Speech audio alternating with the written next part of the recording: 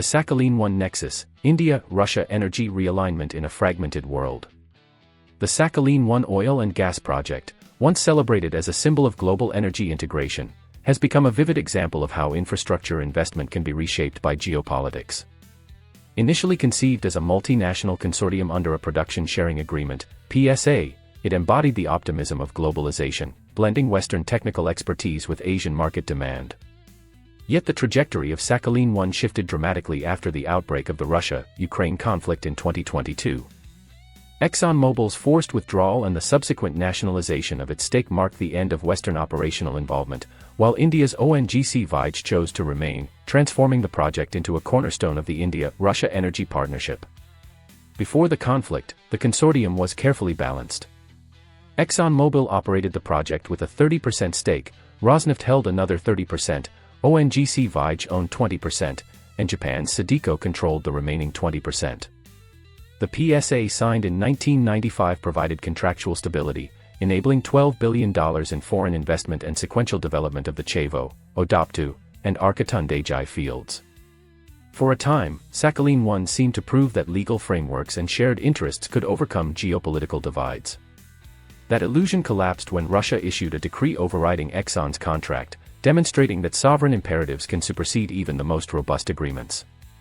ExxonMobil's exit was triggered by sanctions and mounting geopolitical risk, leading the company to write off $4.6 billion and underscoring the vulnerability of upstream assets to sovereign decisions.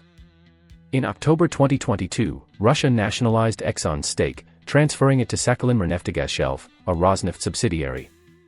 Interestingly, Moscow allowed India and Japan to retain their positions, reflecting a pragmatic calculus: preserve Asian demand while eliminating Western interference. Despite the disruption, production stabilized at around 140,000 to 150,000 barrels per day, with ambitions to reach 220,000.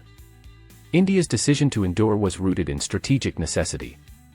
With the country importing roughly 85% of its oil, ONGC Vij's 20% stake in Sakhalin-1 is vital. Yet the arrangement has not been without friction. Around $800 million in dividends remain trapped due to sanctions, creating liquidity challenges. To keep operations afloat, ONGC Vij borrowed against its stranded dividends, a striking example of creative state-backed financial engineering. The dispute over whether India should receive equity oil or cash dividends has elevated commercial negotiations to the level of Modi-Putin summits, underscoring the political weight of what might otherwise be a technical matter. For Russia, sanctions forced a pivot away from Europe and toward Asia, with India emerging as a key buyer of discounted crude.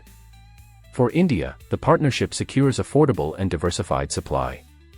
This mutual necessity was reaffirmed at the 2025 Modi-Putin summit, which extended cooperation beyond crude into petrochemicals, LNG, and infrastructure.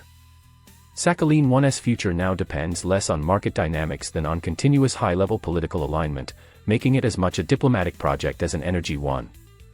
In this transformation, Sakhalin-1 has evolved from a multinational experiment in globalization into a bilateral symbol of resilience in a multipolar world. For India, it highlights the primacy of physical supply security over financial returns. For Russia, it represents the consolidation of resource nationalism and the redirection of exports to Asia.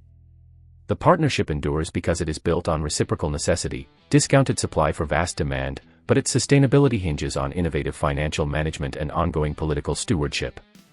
Sakhalin-1 is no longer just an oil and gas project, it is a geopolitical nexus redefining the contours of India-Russia cooperation in an era of fragmentation.